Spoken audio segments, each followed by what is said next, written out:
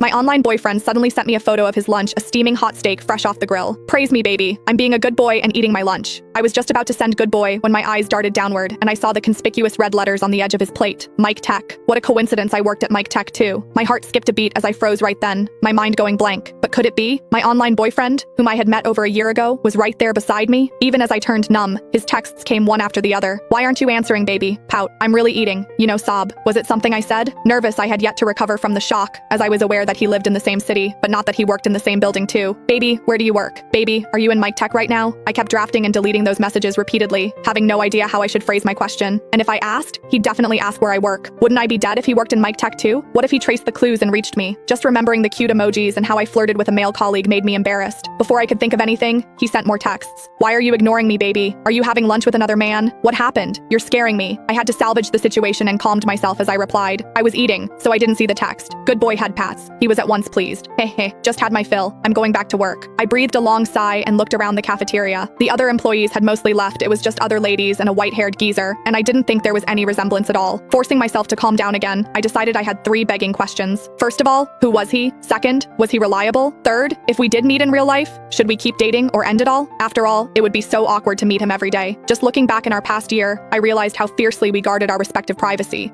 We had never sent photos of our faces or exchanged names and addresses, and the only clue I had was the pictures he sent of his abs after I insisted. But how would I identify him with that? I couldn't lift the shirt of every male employee in the building, could I? Returning to my cubicle, I couldn't help but shudder as I looked at the male colleagues, always bantering and teasing each other around me. If my baby was really one of them, I would die. I hence began to swipe through our chat records with a frenzy, hoping for a little clue, and I really did find one. Last month, he was looking for a cup at the mall and sent a ton of photos. Shopping with friends, and I'm thinking about getting a cup. Pick a pretty one for me, and I'll buy one for you too. I eventually picked a lacquered titanium cup, but I refused a gift as I didn't want to reveal my address. Even so, he bought it. My baby picked it, so it'd definitely be great. And now, I just had to check who was using one. Still, I didn't notice the cup even after walking around the office a few times, and I sent a probing message. Are you still using that cup? His reply came instantly. I am. It's really great. He even sent a photo of it on a desk, but for some reason, I couldn't match it with anyone's desk. Even as I was left bemused, I received a direct message on workplace software from my ever-serious boss, Neil Forrest. There's an issue with the proposal. Please come to my office.